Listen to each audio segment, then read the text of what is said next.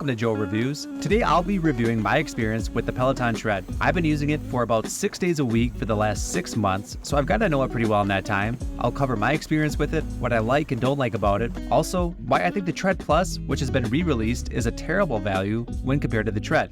So normally at this point in the video, I'd go over unboxing and setup of a product, but with Peloton, it's a little different. When you order the Tread, Peloton automatically contracts out a third party to deliver and set up the Tread for you at your house in a location of your choosing. I chose to have it set up in my basement. On the day of delivery, the delivery company will call you roughly an hour before they arrive. When they came to my place, I just showed them where in the basement I wanted the Tread set up. Then they assembled it, performed a calibration, and all I had to do was enter the passcode on the lock screen. Delivery and setup went really well, only took about 30 to 45 minutes. I was happy with that whole process. The only thing I wasn't happy with was the delivery company delayed delivery on me 2 weeks in a row. And each time they delayed delivery, they contacted me the day before they were supposed to arrive to let me know that they'd be delaying it 1 week. So that could be an issue for some people with very tight schedules, and you'd have to move things around. Each time they delayed delivery on me, I contacted Peloton. The first time they gave me 1 month free of the All Access membership, which is about $44. The second time they delayed delivery on me and I contacted Peloton, they gave me 10% off the Tread, which equals about $300 some. I was happy with how Peloton handled those two situations. Then the following week, the delivery company did deliver when they said they would. Part of me was wondering what would happen if they delayed delivery on me a third week in a row. Would Peloton give me more money off the Tread, or would they give me more months free of the All Access membership? But either way, I was finally happy just to have the Tread and to be able to start running inside. So, what's it like running on the Peloton Tread? In my experience, it's been comfortable, which I understand is a weird way to describe running on a treadmill since running is usually about being uncomfortable, but hear me out.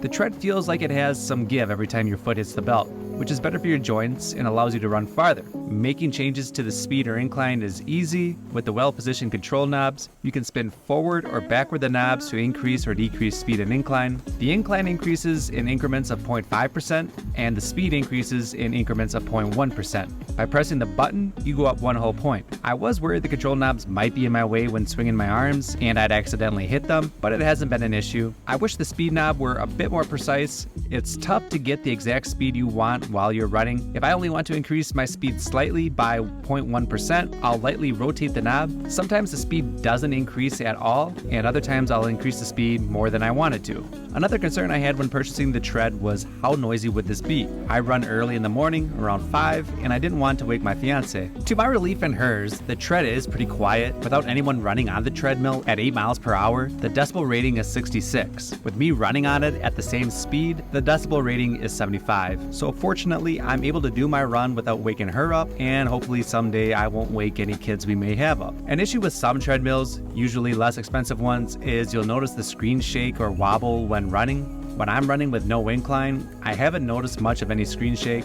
I do notice some when I put it in an incline of at least 2%. While it's noticeable, it's not so bad where it's tough to read the metrics on the screen. At 290 pounds, the Tread is a heavy, solid unit that does a decent job of resisting shake. As for the screen itself, it measures 23.8 inches diagonal. I like this size of the screen. It's not too big, and I'm still able to see over the screen and out my window. With 1080p resolution, it delivers a clear, crisp picture. The detail it picks up while doing classes or a scenic run is impressive. You can clearly see your instructor sweat during class. The screen does a good job of being responsive to your touch. The software is run by Android. I have experienced a few quirks with the software. There was an issue where the screen wouldn't go to sleep and would stay on. This happened right around Christmas time, and it took until after the new year for there to be a fix issued. That is one thing I've noticed. It seems to take longer for Peloton to issue fixes for software issues than you'd normally see in most software companies. Since Peloton doesn't manufacture their own equipment, I'd figure they'd be better at putting more resources into their software. One thing I like about the screen is how far it can tilt. I'm 6 feet tall and my fiance is about 5 feet. We can both find the right angle for our individual preference. While this screen might be the same as a Bike Plus, it doesn't rotate. This really isn't an issue for me since I only run on the Tread and don't use it for other workouts, but for some other people, they may find that annoying.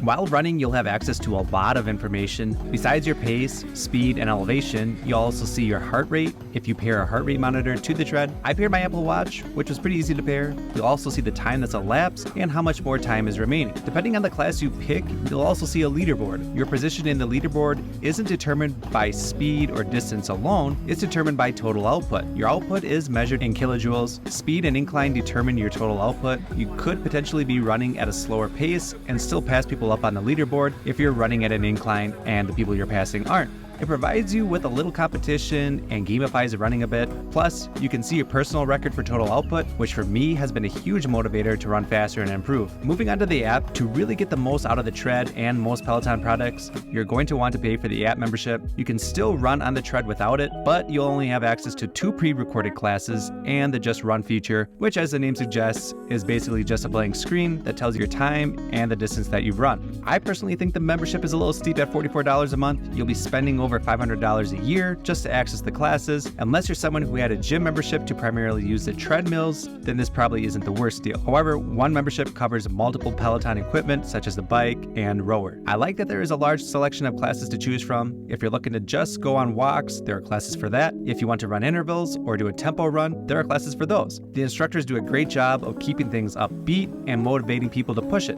I prefer to do these types of classes on the weekend when I'm doing a longer run, usually a 45-minute one. It makes the time go faster than if I were just running and listening to music. Plus, I like that they give you tips on your running form and other running tidbits. You can filter through all the classes by the instructor, length of class, which is anywhere from 5 to 90 minutes, and by difficulty, among other things. I find that once you try a few instructors, you'll find a couple you like the most and will typically just do those classes. There are live classes just about every day that you can join. Otherwise, they'll have the classes in the library after they ran. In addition to classes taught by instructors, you can choose to do Scenic Runs. These will take you to different locations all over the world. You can choose to run for a certain amount of time or distance. I do a 10-minute Scenic Run every morning. I could do a Just Run, but I find the Scenic Runs more enjoyable, and you find yourself being intrigued by a new place. The camera motion is very smooth for these Scenic Runs, and they did a great job of finding great points of interest. I wish there were more Scenic Run locations, but more have been added. I'd say about 6 since I've owned the Tread. In addition to classes and Scenic Runs, there is also a mode called LaneBreak. This mode basically gamifies running. If Guitar Hero and running had a baby, it'd be LaneBreak. Basically, you adjust your speed and incline according to what is shown on the screen, and you score points for hitting those targets. While it won't make you completely forget that you're running, it's fun and it makes the time running seem faster. Something new that just came to the Tread recently is the ability to stream your favorite shows and movies. You can watch shows from Netflix, Disney+,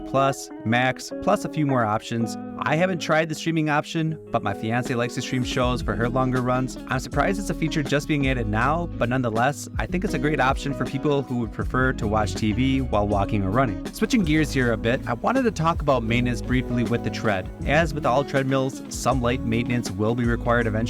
With the Tread, so far the only thing I've had to do is adjust the belt. The belt came off center, which is easy to tell by lining up the center line with a couple dots in the front of the Tread. To adjust the belt back to center, I just had to take one of the supplied Allen wrenches and adjust one of the tensioning screws in the back. Since the center line was touching the front right side, I adjusted the tensioning screw on the same side in the back by turning the screw clockwise until the belt centered again. Peloton recommends turning the tensioning screw a quarter turn and then turning on the treadmill to see if it aligns. I found this to take quite a bit of time as a quarter turn barely moved the center line. I ended up turning the screw about 2 to 3 complete turns to get it back to center. Besides the belt coming off center, it can also become loose and require tightening. Tightening it is similar to centering the belt, but instead of just turning the tensioning screw on one side, you turn both screws clockwise to tighten. The Tread also comes with a lubricant for the belt. I thought I would need to lubricate the belt every couple months, but Peloton says the belt doesn't need it for 3 years. When I purchased the Tread, there was only one treadmill available from Peloton since they recalled their other treadmill, the Tread Plus. However, it's available again to order with deliveries beginning in the spring. I wanted to do a quick comparison with the Tread and Tread Plus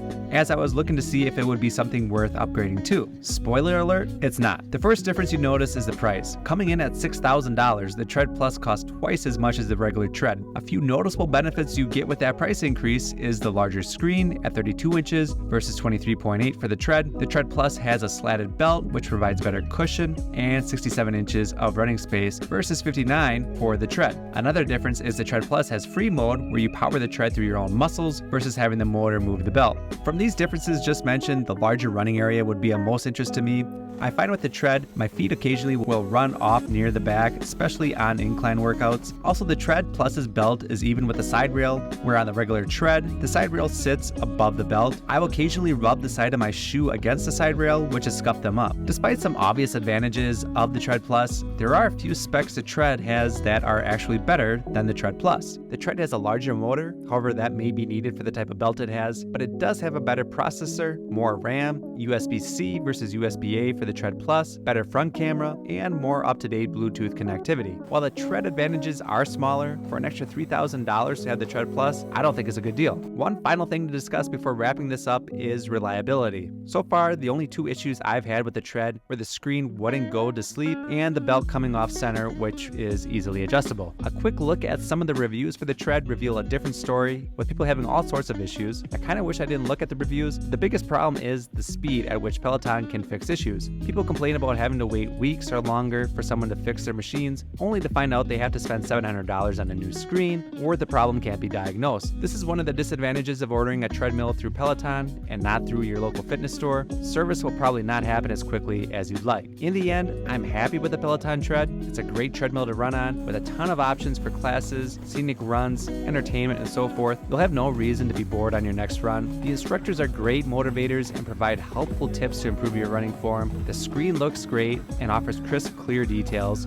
The controls on each side are easy to use, even if it can be difficult to dial in an exact speed you'd like. There are some flaws with the software being buggy, some shake when in incline, potential reliability and serviceability problems, and not to mention the monthly fee of $44 to access classes to get the most out of the Tread. As of right now, I'm happy with this purchase. I may still not look forward to running, but with the Tread, I don't not look forward to it either, which may be the best benefit the Tread can offer. That's it for my review. Let me know in the comments if you tried the Tread and what your experience has been like. Otherwise, please subscribe, leave a like if this video was helpful, and I'll catch you for the next review.